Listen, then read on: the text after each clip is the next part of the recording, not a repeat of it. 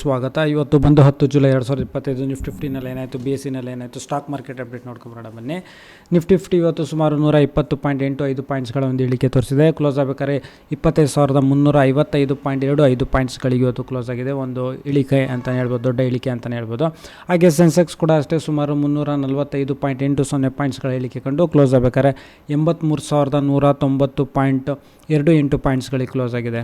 ಹಾಗೆ ನಿಫ್ಟಿ 50ನಲ್ಲಿ ಯಾವೆಲ್ಲ ಕಂಪ್ನಿಗಳ ಶೇರ್ಸ್ಗಳಲ್ಲಿ ಅತಿ ಹೆಚ್ಚು ಏರಿಕೆ ಆಗಿದೆ ಅಂತ ನೋಡಿದ್ರೆ ಸುಮಾರು ಶೇರ್ಸ್ಗಳಲ್ಲಿ ಇವತ್ತು ಇಳಿಕೆ ಆಗಿದೆ. ಕೆಲವೊಂದಿಷ್ಟು ಶೇರ್ಸ್ಗಳಲ್ಲಿ ಸ್ವಲ್ಪ ಏರಿಕೆ ಆಗಿದೆ ಅಂತ ಹೇಳ್ಬೋದು.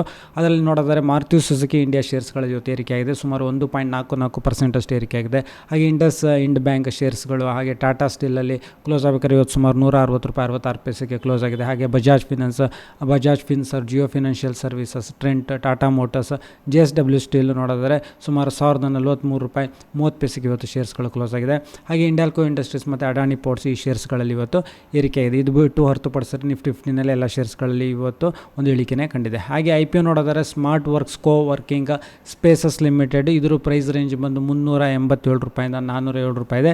Minimum investment ₹13,932 minimum investment. ಹಾಗೆ ಓಪನ್ ಆಗಿರೋದು ಇವತ್ತು 10 ಜುಲೈ, ಹಾಗೆ ಕ್ಲೋಸ್ ಆಗೋದು 14 ಜುಲೈ 2025. ಇದು ಮೇನ್ ಬಿಸ್ನೆಸ್ ಬಂದು ರೆಂಟಲ್, ಒಂದು ಕಂಪ್ನಿಗಳಿಗೆ ಕೋವರ್ಕಿಂಗ್ ಸ್ಪೇಸ್ನ ಪ್ರೊವೈಡ್ ಮಾಡೋದು.